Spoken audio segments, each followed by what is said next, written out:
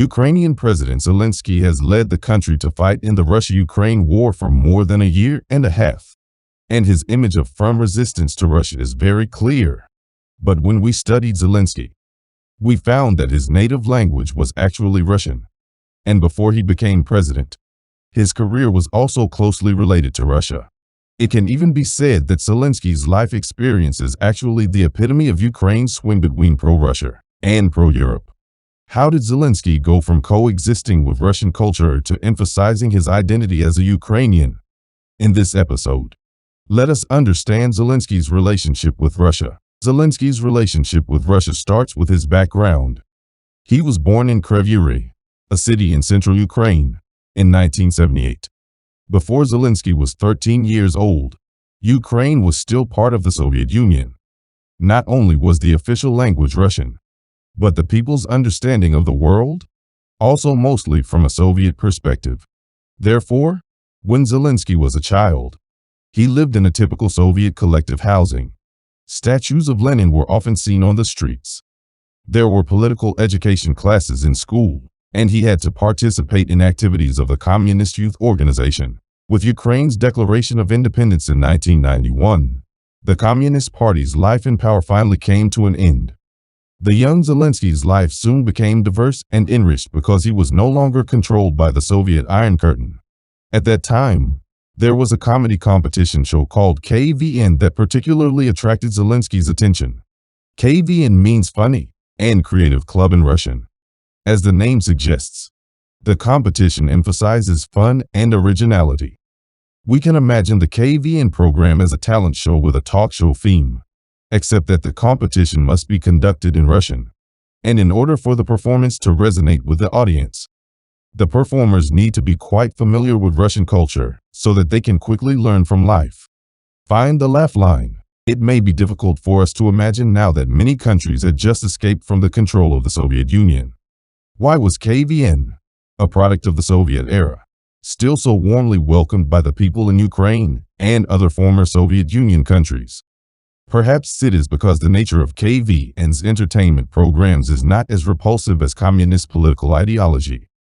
In addition, the former Soviet Union once had a common official language of Russian, and was somewhat influenced by Russian culture in the past, making this comedy competition program the entry barrier is relatively low, so it is widely welcomed by the audience.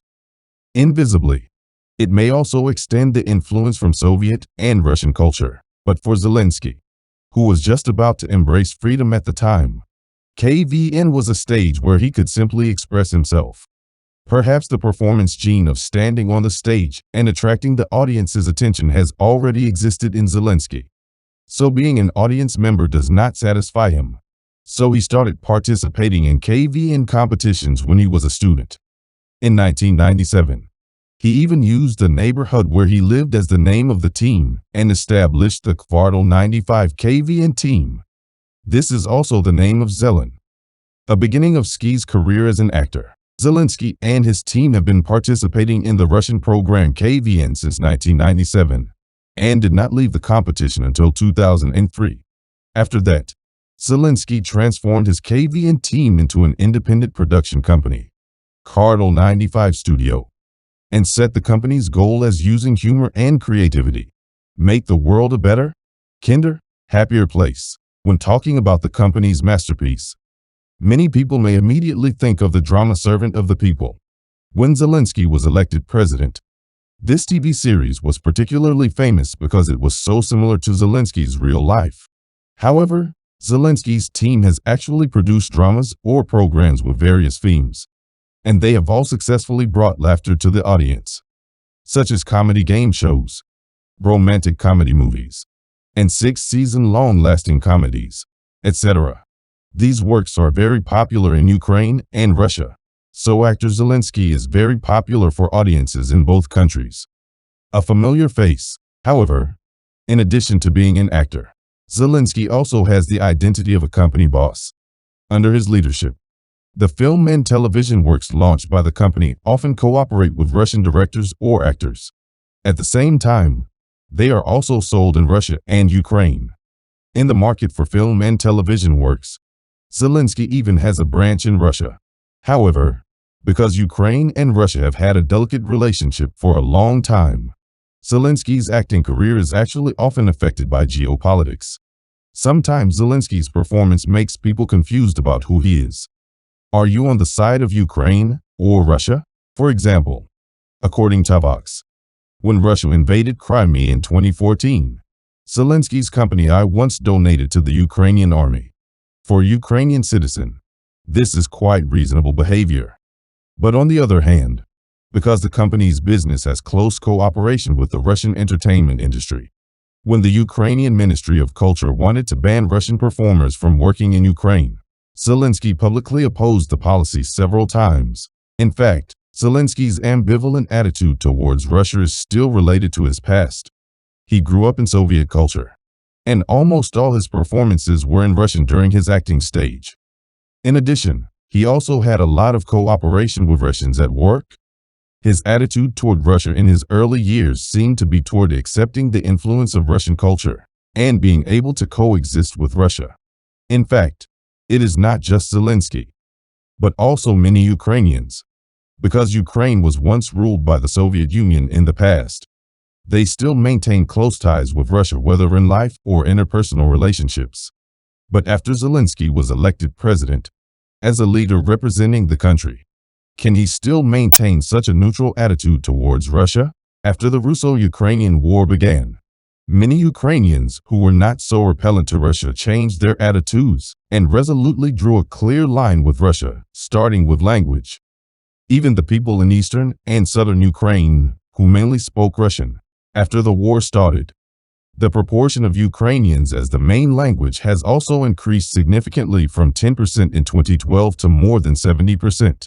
Although before the Russian invasion, discussions had already begun in Ukraine to replace place names and sculptures left over from the Soviet era step by step. However, the war greatly accelerated the progress of de-Russianization.